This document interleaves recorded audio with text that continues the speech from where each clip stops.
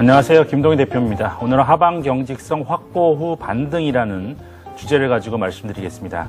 지수가 1750포인트까지 밀린 이후에 하방 경직성을 확보하고 다시 반등하고 있습니다. 낙폭과대에 따른 기술적 반등, 즉 데드캣 바운스, 죽은 고양이의 반등 이상의 의미가 부여되기 위해서는 박스권 상단부인 1900포인트를 돌파하는 흐름이 전개되어야만 됩니다. 1900포인트를 돌파한다는 것은 시장의 매수 주체와 주도주가 명백하게 부각된다는 것을 의미하고 있습니다. 그렇기 때문에 1900포인트에 미달되는 파동이 나올 때는 이것이 상승 추세로의 전환이 아니라 다시 박스권으로 회귀된다는 것을 의미하는 것입니다. 따라서 향후에 시장이 추세적 상승세로 전환되기 위해서는 낙폭과대 전 업종의 반등이 아니라 매수 주체와 주도주가 명백하게 부각되어야만 되는 상황인 것입니다. 예, 저는 사실 오늘 말 한마디로 좀 봄은 어느새 아무도 모르게 찾아온다 이렇게 말씀을 드리고 싶습니다. 실질적으로 저번 주 같은 경우 그리고 수요일 같은 경우 상당히 심리적으로 위축되기 쉬웠던 장인데요. 그때만 해도 겨울을 생각했던 시장이 다 끝나지 않았나고 생각했던 그런 부분들이 저희가 생각하지 못하던 유럽 쪽 호재가 나오면서 심리 자체가 요즘에 아시겠지만 시장이 하루하루 심리가 다릅니다. 근데 저희도 모르게 좀 시장이 좀 반등하는 국면, 사실 그 전까지 있었던 기술적인 반등과는 좀 오늘 시장 분위기는 조금 다르지 않았나 싶고요.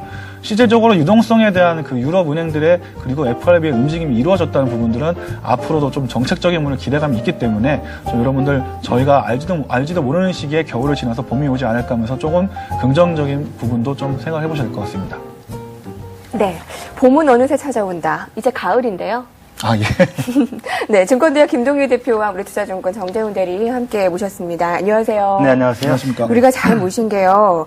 얘기 들어보니까 1900까지는 아직 마음을 놓으면 안 된다. 보수 신중론자시고요. 봄은 어느새 찾아온다라고 강세론자라고 아까 피력을 해주셨거든요.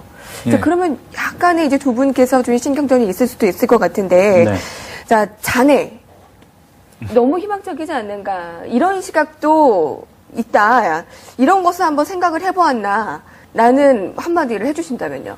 저는 그 증시가 주식시장에 참여하고 있는 사람 중에서 네. 증시가 떨어지는 것을 좋아할 사람은 아무것도 없죠. 지금 우리가 풋옵션을 쥐고 있는 것도 아니고 주식시장에서는 주가가 올라가야만 돈을 벌 수 있는 것이 바로 개인 투자자들의 환경이기 때문에 긍정적으로 보고 싶습니다. 긍정적으로 보고 싶은데요. 네. 이제 그것은 우리가 이제 1900포인트를 돌파해서 추세적 상승세로 이어질지 아닐지는 지금 아무도 모르는 것이기 때문에 지금 우리가 8월 초에 7거래일 동안 500포인트가 떨어졌습니다. 그런 상황을 누가 예측을 했겠습니까? 마찬가지로 여기서 다시 급반등이 나올 수도 있는 상황이고 급락이 나올 수도 있는 상황인데 그것은 시장이 답을 보여준다는 것이죠. 지금이 점점 그 채널이 수렴해 가고 있는 그러한 상황이기 때문에 조만간 변동성이 위든 아래든 크게 방향성을 잡을 것입니다. 그래서 1900포인트를 돌파한다면 오히려 거기서 매수 주체와 주도주가 좀 부각될 때 그때 이제 오히려 고점 매수를 하는 전략이 오히려 더 바람직하지 않나라는 견해이지 지금 긍정론을 부정하는 것은 아니고요.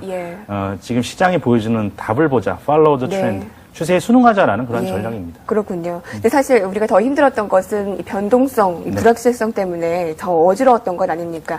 대표님 말씀대로라면 조만간 위로든 아래로든 뭔가 확실한 것이 나올 것이다라는 그렇죠. 것이네요. 우리가 지금 투자자들을 괴롭혔던 것은 미리 예상해서 상승할 것이다라고 들어갔다가 다음날 떨어지고 하락할 것이다라고 예상해서 팔았는데 다음날 올라가고 이렇게 지금 그동안의 변동성 확대 구간에서 역사이클을 탄 투자자들이 문제가 되는 것이지 그렇지만 않았다면 지금 큰 문제가 될 것은 없죠. 그래요.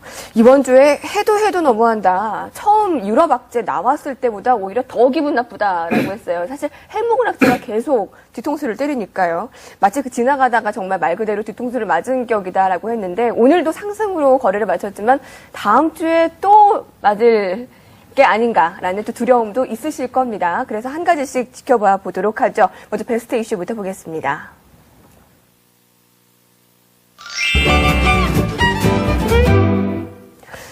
네, 정재훈 대리님께서 먼저 얘기를 꺼내봐 주실까요? 예, 사실 이제 대표님께서 말씀하셨다시피 시장을 예측하는 건 어떻게 보면 좀 잘못된 일 수도 있습니다. 추세를 확인하면서 대처를 하는 사람들이 정말 진정한 고수라고 말씀을 드릴 수가 있겠는데요. 저는 그럼에도 불구하고 지금 강세론으로 계속 말씀드리는 것 중에 하나는 지금 주식이 마이너스가 났는데 어떻게 될지 모르시는 분들을 포커스를 맞춰서 또 강력하게 말씀을 드리는 부분이 있습니다. 지금 사실 아까 말씀하셨다시피 지금 단기적인 내동 매매를 하게 되는 경우에 장이 반 들어갈 경우에 타격이 엄청나게 큽니다. 네. 장의 진폭이 큰 만큼 크기 때문에 이런 부분들보다는 이제 추세를 확인을 해야 되는데요. 오늘 이제 코스피가 1800을 회복한 것 자체는 상당히 좀 좋은 이슈 중에 하나다. 네. 그리고 이 부분 내용을 좀 뜯어봐야 되는데 그 세계적으로 공조효과를 통해서 조금씩 이 부분이 회복되고 있다는 부분은 좀 큰 점수를 주고 싶습니다. 네. 아까 잠깐 말씀드렸지만 2008년 9월 지금 10월 달에 시장이 바닥을 형성하고 있을 때 그런 달러 수합을 통해서 유동성을 풀어줬던 부분이 나중에 큰 도움이 됐었던 것처럼 지금 유럽 은행들은 지금 단기적으로 신용 경색이 되어 있는 상황입니다. 서로의 각자 금융기관을 믿지 못하기 때문에 은행 간 대출이 일어나지 않고 있는 상황이고요. 이런 자금의 경색이 일어나고 9월 달에 또 공교롭게 채권 만기가 도래하다 보니까 이 돈이 조달이 안 되기 때문에 지금 이머징 시장에서 급하게 현금 출금하듯이 ATM기에서 돈을 뽑고 있는 그런 상황입니다. 근데 실질적으로 이런 지금 FRB가 지금 잠깐 나와서 단기적으로 수합을 한다는 얘기가 나왔지만은 이 정책이 한번 얘기가 나왔다는 얘기는 앞으로 이 부분을 보완할 수 있는 정책들이 계속해서 나올 수 있다는 부분입니다. 네. 따라서 꼭 이 부분이 이 달러 수합 형태가 아니어도 또 ECB의 그런 금리 인하라든지 중국의 이제 긴축 정책에서 완화 정책으로 이제 돌아서는 부분들 이러한 입체적인 공조효과들이 하나 둘씩 더 달라붙으면서 시장의 유동성을 풀어준다면 지금 가장 문제가 되는 것은 유동성이 경색되면서 지금 여러 국가들이 이제 디폴트 위기로 물리는 부분 아니겠습니까? 따라서 이런 부분들이 계속해서 확인된다면 방향성 자체는 예전에 저희가 반납했던 부분을 다시 되찾을 수 있다는 생각이 들고요.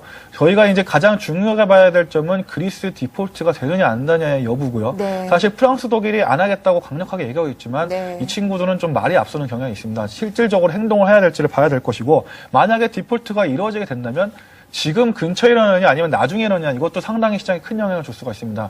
지금처럼 심리가 마비되어 있는 상태에서 디폴트가 결정이 난다면은 시장에 충격을 줄 수가 있지만 이 부분이 나중에 지나고 나서 심리가 어느 정도 굳건한 상태에서 얘기가 나온다면은 충분히 방어할 수 있는 영역이 있기 때문에 이 부분을 봐야 될 것 같고요. 지금 1800선 회복에 대해서 이것이 추세로 연결되는 부분은 단기적인 관점에서 봤을 때는 다우존스가 11700선을 추세적으로 돌파하는 모습을 보였을 때 우리나라도 결국 1900선을 극복하고 예전의 자리로 갈 수 있다는 생각입니다. 따라서 이런 부분들을 같이 좀 오면서 좀 같이 확인을 하셨으면 좋겠습니다. 그렇군요.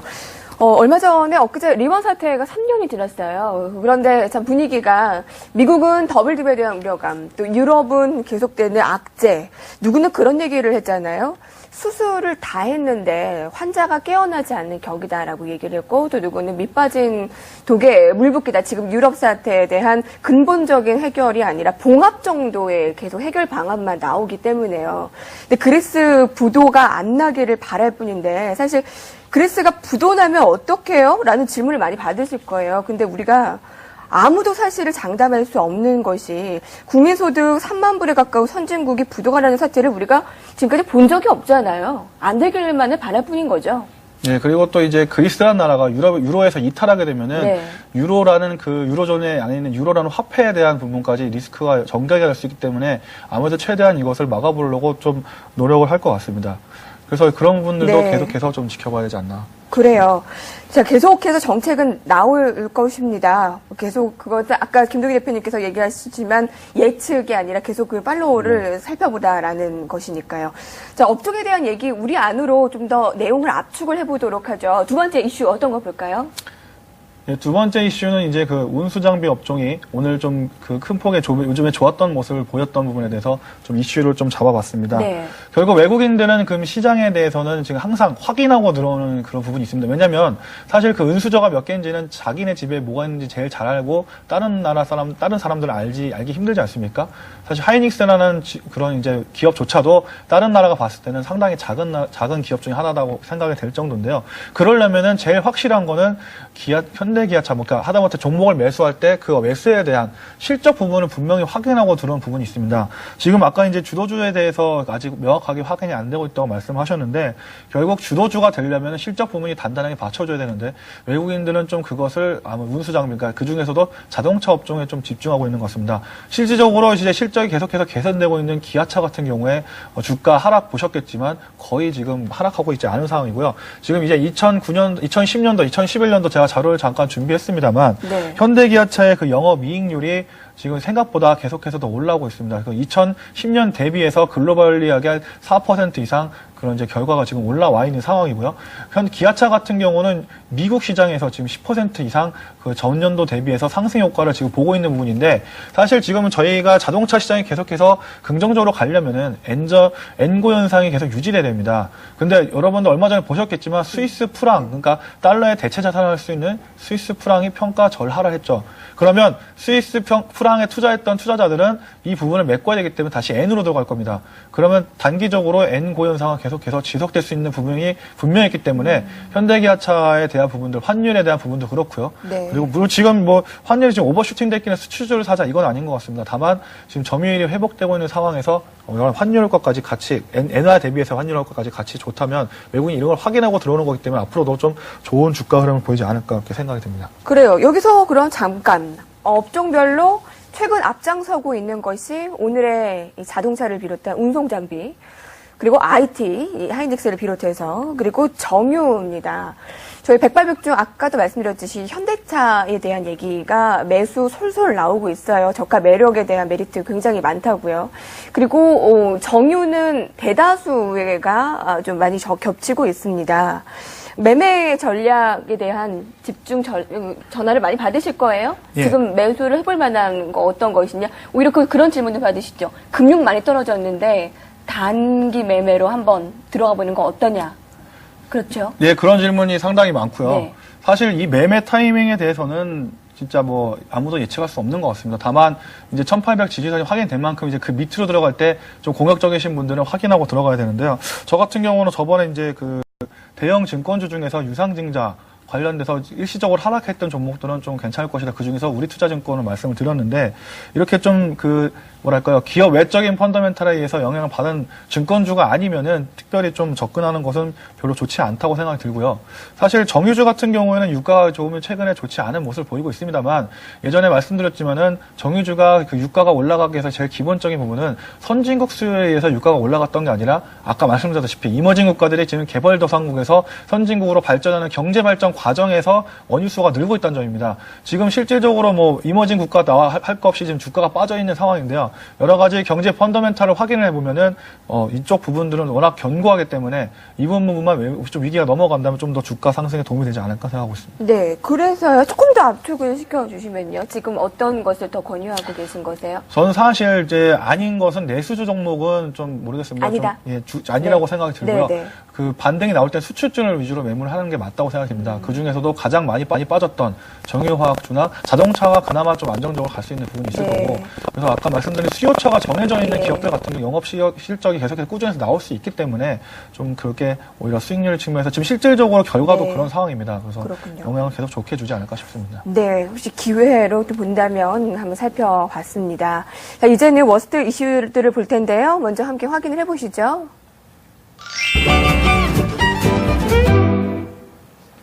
네, 대표님의 의견을 들어볼까요? 네, 첫 번째 주제는요, 환율 문제를 좀 말씀드리도록 하겠습니다. 네.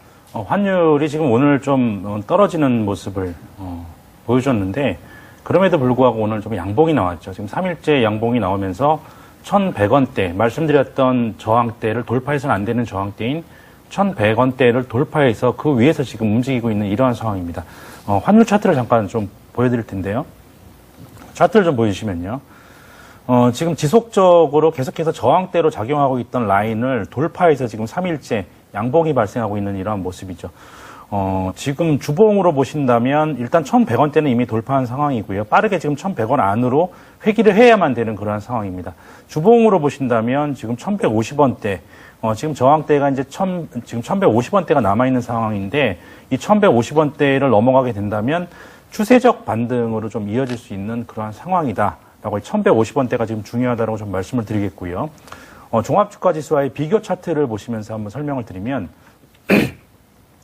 작년 5월 달을 보겠습니다. 네. 2010년 5월 달을 보면 종합주가지수의 하락폭에 비해서 환율의 급등이 나타나고 있죠. 이때가 바로 제1차 유럽발 재정위기 때입니다. 그리고 지금 종합주가지수가 급락함에도 불구하고 환율이 굉장히 안정적인 흐름을 보여주다가 지금 바로 1,100원을 이제 막 돌파한 네. 그런 상황인데 사실 이전의 흐름에 비해서는 작년 11월 달에 뭐 연평도 포격 때도 이 이상 좀 움직였기 때문에 네. 뭐 그 자체 폭을 본다면 크게 문제가 될 필요가 없지만 그 이전의 상황과 좀 틀려진 부분들은 뭐냐면 바로 좀 인플레이션의 문제에 있다라고 좀 보고 싶습니다. 왜 인플레이션의 문제냐면 지금 인플레이션이 지금 크게 지금 나타나고 있는 이러한 상황인데 아주 최악의 인플레이션이 나타나주지 않는 그러한 이유는 바로 환율이 안정적인 흐름을 보여주면서 수입 물가가 안정된 그러한 상황인데요. 네.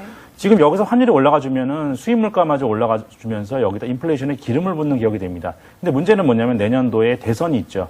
대선 그 선거에 있어서 정치적인 최상의 아젠다가 바로 인플레이션입니다. 이거 외국인들 리포트에서도 많이 나오고 있는 얘기인데 대선을 앞두고 있는 상황에서 인플레이션이 있게 되면 정부로서는 이거 어떠한 식으로든지 막아야 되는데 네. 1차적으로는 환율이 올라가는 것을 정부에서 개입을 통해서 막겠죠. 그렇지만 예. 이거 상당히 소모적이 될 수가 있기 때문에 이 부분에 손을 놔버리게 되면 그 다음으로 쓸 수 있는 카드는 금리 인상 카드밖에 없는데 지금 가계부채 문제 때문에 금리 인상을 하지 못하고 있는 지금 그러한 상황이죠. 그렇지만 내년도 상황에서 만약에 인플레이션이 더 심화가 된다면 아마 금리 인상 카드를 정치적인 아젠다 때문에 안 쓸 수가 없는 지금 그러한 상황이 우리나라는 지금 놓여 있습니다. 그렇기 때문에 지금 환율이 급등하게 되면 증시뿐만 아니라 경제 전반에 좀 적신호가 될 수 있다라는 부분들. 더군다나 우리나라 같은 경우에는 외국인의 매도, 즉 외국인이 매도한 다음에 원화를 달러로 바꿔서 환율이 급등하는 이러한 상황이 전개가 되면 매도를 하지 않고 있던 외국인들도 환율이 올라가게 되면 앉아서 환차선을 네. 당하게 되는 상황이기 때문에 따라서 이제 가속화될 수밖에 없는 상황입니다. 그래서 지금 환율이 무엇보다 중요하고요. 지금 환율의 문제는 환율 하나에 국한되는 게 아니라 모든 것이 증시가 집약된 시그널이다. 즉 증시를 보는 바로 종합병원의 역할을 하는 것이 바로 환율이기 때문에 무엇보다 중요한 것이 지금 환율이다라고 좀 강조를 드리겠고요. 빠르게 상승 추세로 이어지기 위해서는 1,100원대 아래로 회귀되는 움직임이 나와야만 된다라는 부분을 강조드리겠습니다. 오늘 왜 올랐어? 라고 서로 얘기하는 거 보니까 프로그램이지. 외국인들 오늘 샀잖아. 힘들걸. 이 환 때문에 쉽지 않을걸. 환율 상승, 이 주가 하락, 금리 인상 아마 악순환이 계속되지 않으려고 막겠지만 그것을 우리가 간과할 수 없습니다. 오늘 외국인들이 소폭 매수에 들어왔습니다만 환율이 이렇게 오른다면 외국인도 쉽지 않은 것 보일 테고요. 이어서 볼까요? 계속 이 환율과 외국인들을 강조하시는 걸 보면 뭐 그만한 이유가 있겠죠. 지금 뭐 서로 연관돼 있으니까요. 네. 두 번째 이슈는 이제 외국인 순매수 기조로 전환될까라는 부분들인데 환율과 이제 외국인의 수급이 이제 연관돼 있는 지금 그러한 상황이잖아요. 외국인들이 이제 9월 들어서의 매매를 본다면 9월 2일부터 어제까지 8일 연속 8거래일 연속 순매도를 보여주다가 오늘 처음으로 9거래일 만에 소폭 순매수가 들어왔습니다. 8거래일 동안에 매도한 물량이 2조 원 정도이고요. 이 부분들이 환율을 좀 끌어올렸다고 좀 볼 수가 있겠죠. 9거래일 만에 순매수 전환됐는데 오늘 839억 정도. 사실상 그러니까 팔지만 않은 것도 고맙다라고 네. 좀 볼 수가 있겠지만 그리고 마지막에 또 예. 줄였네요. 매수. 시장을 지금 견인하는 주체는 아니죠. 네. 사실상 그동안에 2,000포인트 이상 시장이 계속해서 추세적으로 올라올 때는 외국인들이 주도적으로 이끌어줬기 때문에 가능했는데 여기서 지금 외국인들이 다시 매수의 주체로 부각되지 않는다면 추세적 상승은 좀 어려울 수밖에 없습니다.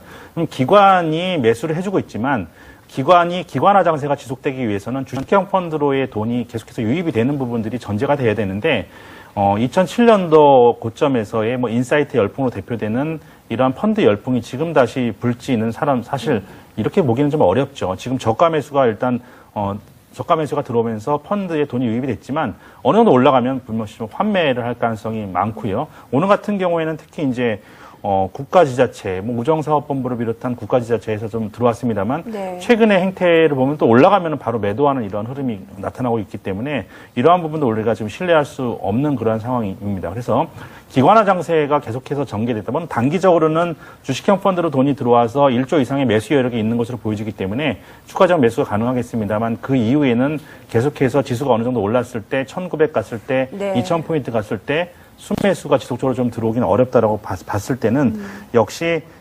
외국인들이 순매수의 주체로 나서줘야만 된다. 네. 3일 계속해서 말씀드리지만 3일 연속 3천억 이상의 순매수가 네. 좀 들어올 때 우리가 시그널로요. 순매수의 시그널로 볼 수 있다라는 부분들이고요. 이러한 부분이 전제가 되기 위해서는 환율의 안정이 먼저 환율의 안정하고 안전자산 선호 현상이 꺾여야만 된다는 부분들이죠. 그리고 또 한 가지는 단기성 자금보다는 지속적으로 매수가 매수에 신뢰를 할 수 있는 영미계 쪽의 자금의 유출입 여부를 여러분들 지속적으로 좀 관심 있게 보시기 바랍니다. 예. 베스트 이슈와 워스트 이슈를 나눠봤지만 다들 이어져 있는 것들이기 때문에 오늘 어떠한 일이 있었는지 한눈에 정리가 되셨을 겁니다. 오늘 오전에 크게 상승했지만 불안했잖아요. 왜 금요일이면 더 불안하잖아요. 오후에 더 밀리지 않을까? 주말에 어떤 일이 있을까? 그럼 지금부터 대응 전략 세워보시죠. 전문가들 어떠한 전망 내놓고 있을까요? 다음 주를 예상해봅니다.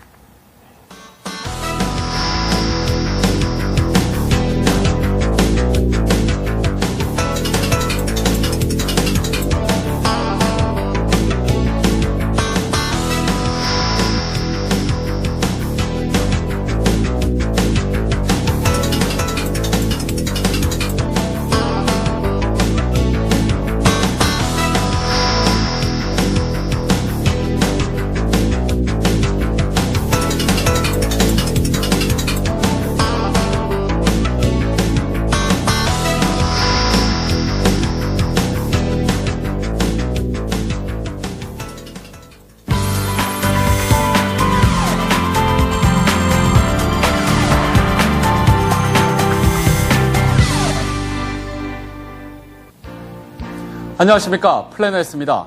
이번 주 정말 심한 변동성을 나타냈습니다. 어제의 반등에 이어 오늘은 강한 상승폭을 보여줬는데요. 과연 다음 주에 추세적 상승세로 이어질 수 있을까요? 전문가들의 국내 증시 전망 지금부터 저와 함께 확인하시죠. 네, 오늘은 동양종금증권 종로지점의 이모세 팀장과 IBK투자증권 삼성동 지점의 이문주 대리 이 두 분의 의견 들어보겠습니다. 첫 번째 전망부터 확인하시죠. 동양종금증권 이모세 팀장은 지수 상승을 예상했습니다. 예상 밴드는 1830에서 1880포인트로 잡았고요. 투자 플랜 자세히 살펴보면 다음 주 월요일 증시는 정강 후약의 모습을 나타낼 가능성이 높다고 봤습니다. 환율과 외국인의 매수 흐름도 주목해야 한다는 의견이고요. 유럽 재정 위기에 대한 해결 방안이 나올 것이란 기대감으로 상승형되긴 하지만 장중 변동폭은 심하게 나타날 것으로 예상했습니다. 이모세 팀장의 관심 업종 볼까요? 화학주를 긍정적으로 봤는데요. 낙폭과대 대형주를 분할 매수하는 전략을 추천했습니다. 반면 통신주는 단기 박스권으로 봤을 때 상단에 위치해 있고 외국인이 지속적으로 매도하고 있기 때문에 부정적으로 봤습니다. 다음은 IBK투자증권 삼성동 지점 이문주 대리의 전망입니다. 역시 지수는 상승 예상했고요. 예상 밴드는 1835에서 1855포인트입니다. 다음 주에 독일 지방선거가 치러지고 미국 FOMC 회의까지 열리기 때문에 이에 대한 불확실성이 해소될 것이라 기대했는데요. 아직은 환율 움직임을 민감하게 지켜보며 보수적으로 대응할 필요가 있다는 의견입니다. 이문주 대리는 정유주를 관심 업종으로 꼽았고요. 버릴 종목으로는 금융업종을 선정했습니다. 네, 이렇게 SS 패널들의 전망 알아봤습니다. 그렇다면 출연자분들은 어떻게 전망하십니까? 어제보다 예상 밴드가 조금 더 올라간 것 같네요. 1750에서 한 1850 정도로 예상이 됐는데 오늘 보니까 저점이 1820, 30으로 많이 올라간 양상입니다. 다음 주에는 지수 밴드가 한 단계 좀 올라갈 수 있을까? 두 분의 의견을 들어보도록 할게요. 자, 먼저 정재훈 대리님 의견 주실까요? 예, 사실 오늘 좀 생각보다 많이 급등을 했기 때문에 네. 지수 예측하시는 분들도 좀 다시 목표를 올려잡느라고 쉽지는 않았을 것 같습니다. 다만 그 20일날 FOMC 회의에 대해서는 어쩔 수 없이 시장에 영향을 줄 수 있을 거기 때문에요. 네. 그 기대감이 아무래도 월요일날 제일 많이 좀 반영이 되지 않을까 싶습니다. 그래서 주초에는 저희가 지금 1840 근처에 있는데 다음 주에는 1900을 한번 도전했다 밀릴 수도 있는 상황이 됐을 것 같기 때문에 네. 밴드를 한 1840에서 1900 정도 잡아야 될 것 같고요. 지금 그 나스닥 선물이 별로 움직임이 없는 거 봐서는 미국 시장이 장중 나왔던 뉴스에 따라서 흐름을 영향을 받을 수 있는 가능성이 많이 있기 때문에 저희가 시장을 열어봐야 알 수 있는 부분도 분명히 있습니다. 따라서 좀 밴드는 그 정도 안에서 좀 생각을 해보시는 게 좋을 것 같습니다. 사실 여러 가지 나오고 있는 안들을 보면 상당히 암울한 시나리오들 많잖아요. 근데 우리가 22에 의지를 하고 또 유동성 측면에서 무제한 지원에 나설 것이라고 확인을 했으니까 정책들 살펴볼 것들 많네요. 그래도 기대를 해보겠습니다. 김동희 대표님. 네. 1750에서 1850포인트의 좁은 박스권 안에 있습니다. 네. 그럼 차트를 잠깐 좀 보여주실 수 있을까요? 종합주가지수의 흐름을 보시면 지금 아래 밴드가 이렇게 저점은 높아지고 있는 상황이고 위에 고점은 낮아지고 있는 상황이죠. 이 트라이앵글의 지금 수렴부, 컨버전스 돼 있는 이 수렴부의 끝부분에 위치하고 있기 때문에 조만간 다음 주 정도에는 방향성을 위든 아래든 좀 강하게 잡을 것 같습니다. 그래서 이것을 보고 여러분들 좀 매매하시면 될 것 같고요. 1차적으로는 1850포인트 돌파 여부, 2차적으로는 1900포인트 돌파 여부가 관건인데 아마도 1900포인트 정도를 돌파하게 된다면 낙폭과대, 오늘의 반등은 낙폭과대 전 업종의 반등, 뭐 차화정이 됐든 IT가 됐든 낙폭과대 됐던 종목군들이 다 올라가는 그런 상황이었기 때문에 좀 의미가 없다고 좀 볼 수가 있습니다. 그렇지만은 종합주가 지수가 좀 덜 올라가더라도 주도주가 명확하게 부각되는 그러한 시점이 추세적 상승을 할 수 있는 시점이다라고 봤을 때 1900포인트 정도 선이 되면 매수 주체와 주도주가 부각이 되지 않을까라고 좀 보여지고 있고요. 그렇게 되기 위해서는 일단 외국인 순매수 전환과 환율의 안정이 우선적으로 선행돼야 된다는 부분 말씀드리겠고, 코스닥으로 국한해서 본다면 오늘 바이오 종목군들이 이제 대거 급등을 했습니다. 제가 좀 강조드렸던 종목군들인데, 정부에서 이제 이명박 대통령까지 나서서 줄기세포 관련 산업을 강력하게 지원하겠다라는 그러한 소식이 나왔죠. 주식기관의 정부 정책에 맞서지 말라라는 말이 있습니다. 정부 정책에 맞서지 말라는 것은 뒤집어서 본다면 정부 정책을 보면 돈이 보인다라고 우리가 판단을 할 수가 있거든요. 그렇기 때문에 향후에 코스닥 주도주로 바이오주들이 재부상하는지 여부도 좀 관심 있게 지켜보시면서 대응하시기 바랍니다. 예. 오늘 바이오주가 특징 테마였는데 김동희 대표님께서 계속 관심에 있던 얘기를 했던 업종 종목이잖아요. 네, 네.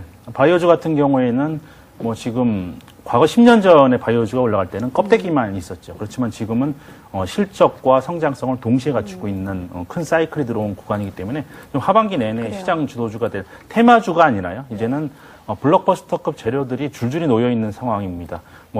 이 신약 같은 경우는 하나가 제대로 개발되면 네. 국가를 먹여 살릴 수 있을 정도의 파급력이 있는 부분이기 때문에 여러분들이 지속적으로 관심 있게 지켜보시기 긴 바랍니다. 관점에서 보시나 봐요. 사실 너무 많이 올랐기 때문에 요새 테마주로 지금이라도 관심 괜찮습니까? 라는 질문 있으시거든요. 실적이 수반되고요.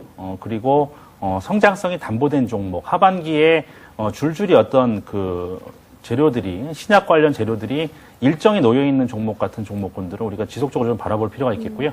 메디포스트도 그렇고, 차바이오. 오늘 차바이오도 상한가 들어갔죠. 오늘은 오늘만 본다면 차화정의 차가 차바이오가 아니었나 좀 이런 생각이 드는데, 네. 이런 차바이오 같은 종목군들을 좀 탑픽을 놓고 보시면 될 것 같습니다. 알겠습니다. 주말에 불안해하시는 분들을 위해서 시청자분들 내일 직접 만나신다고요? 네, 내일 강연회가 있습니다. 오후 2시부터 5시까지 있는데요. 삼성동 제1문화 주민센터에서 있으니까요. 여러분 이슈가 될 만한 종목은 내일 총점검해보는 좀 시간을 갖도록 하겠습니다. 여러분 네. 시간 되시는 분들은 참여해 주시면은 제가 또 열심히 강의하도록 하겠습니다. 네. 좋은 시간 될 것 같으니까 관심 있으신 분들 참고하시고요. 더 자세한 내용은 인터넷 들어가면 보실 수가 있습니다. 자, 두 분도 주말 편안하게 보내시고요. 자, 이제 다음 주에 두 분 뵙도록 하겠습니다. 증권대학의 김동희 대표, 우리투자증권 정재훈 대리였습니다. 고맙습니다. 네, 감사합니다.